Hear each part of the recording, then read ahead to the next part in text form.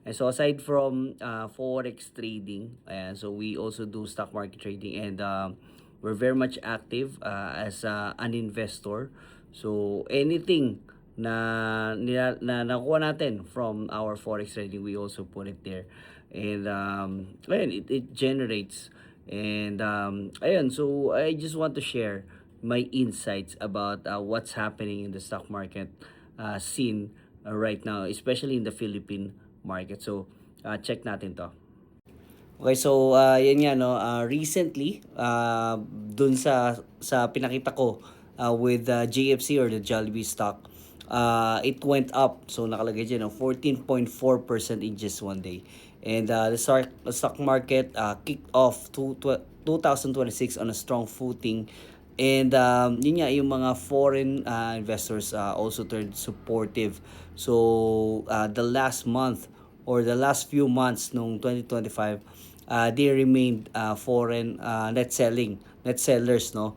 But right now, they're on a net buying. So medyo malaki yung difference, no. So that's why, and that's the reason why tumataas yung mga stocks natin ngayon. And especially yung mga blue chip companies. So what are those blue chip companies? Yung mga malalaking companies like SM, Ayala, Mega World, etc. No? So banks like BDO, BPI, and yun, yung mga yun, no? So alam naman natin yun, nakikita naman natin yung mga malalaking companies na yun.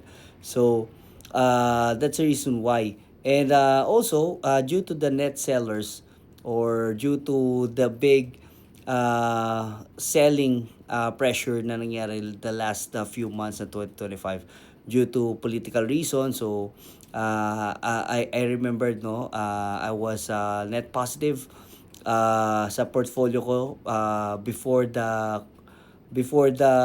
flood control issue na nangyari, no. So pero after that, sunod-sunod, no, naging net sellers talaga yung mga foreign investors. And yun nga, yung PSEI, it turned red. And that's the reason why ngayon, sinimulan nila, nag-bargain hunting sila, yung mga solid companies na na nag-generate naman ng maganda, no. So at pinagbibili nila. So that's the reason why merong mga buying ngayon. So because of the bargain hunting. And hindi pa naman uli lahat, no. So meron parang opportunities.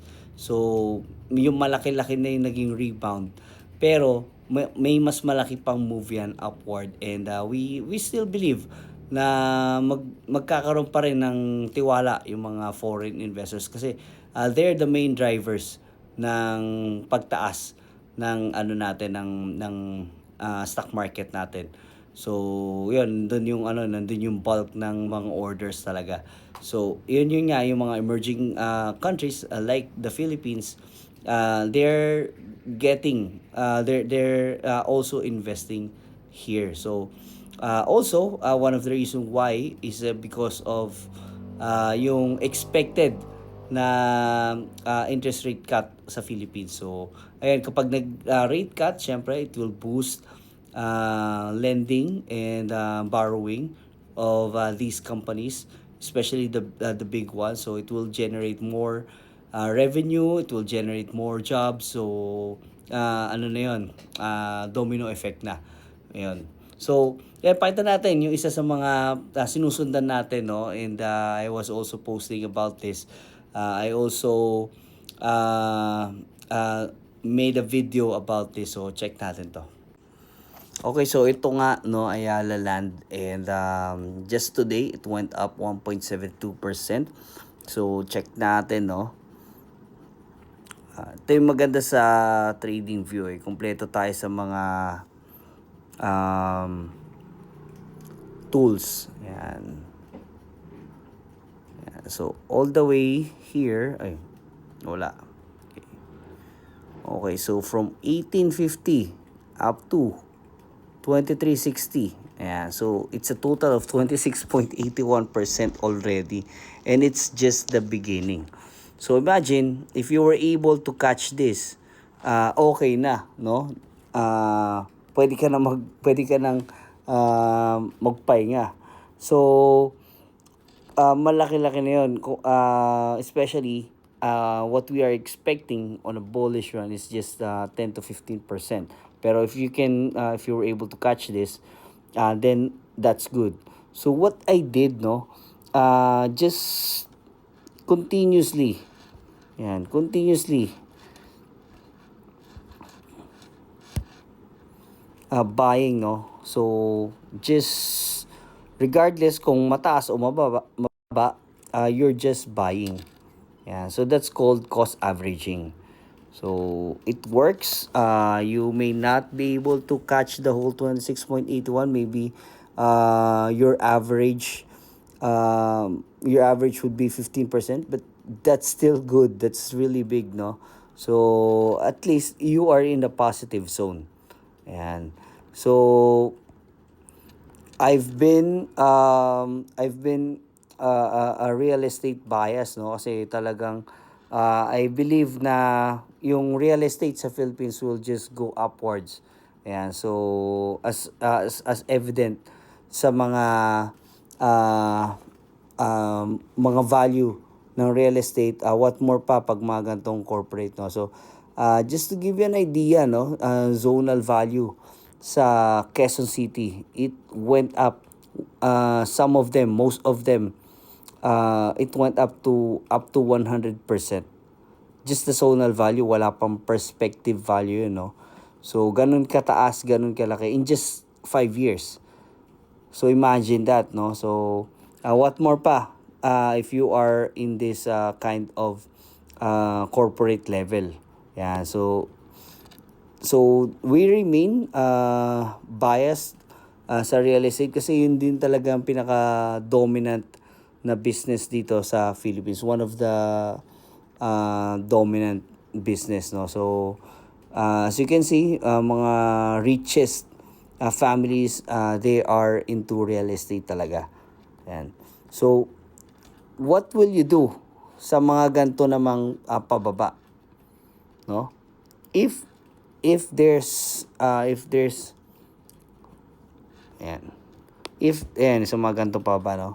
If there's a problem with the company, then you should get out. You should cut your loss.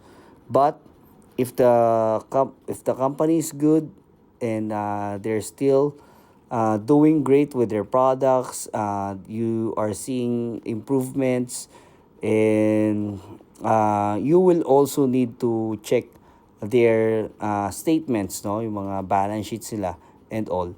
If you're seeing positive signs, especially sa mga big ones like this, you can take this as an opportunity, and you can take this as an opportunity to buy.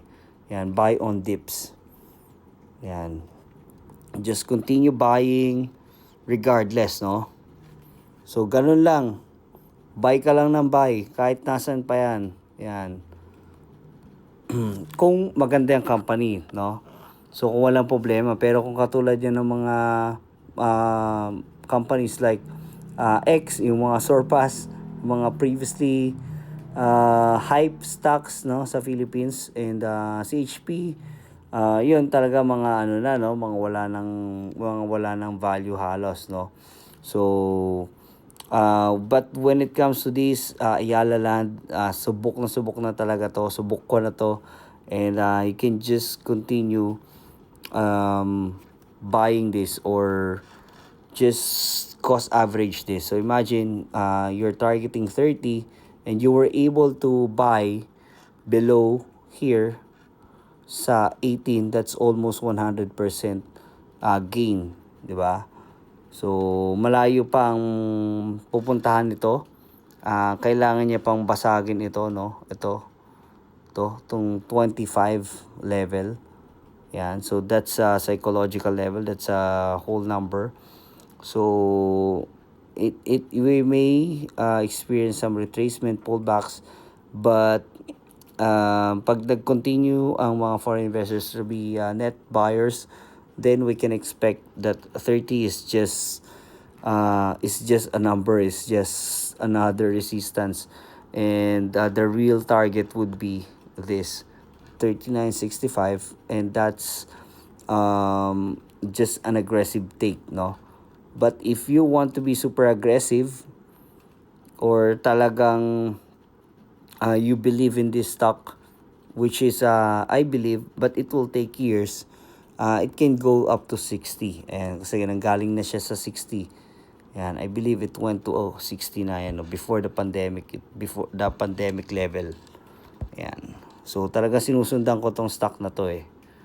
Yan. So when the pandemic hits,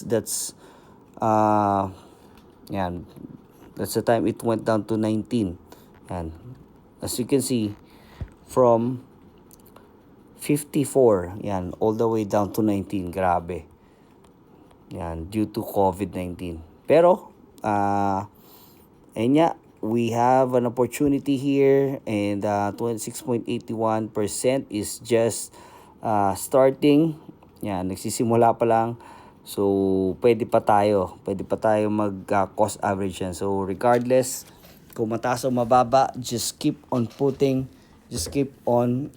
investing, and it will just give you fruit yan in the future. And that's it, guys. Thank you so much, and I hope you like the video. Thank you.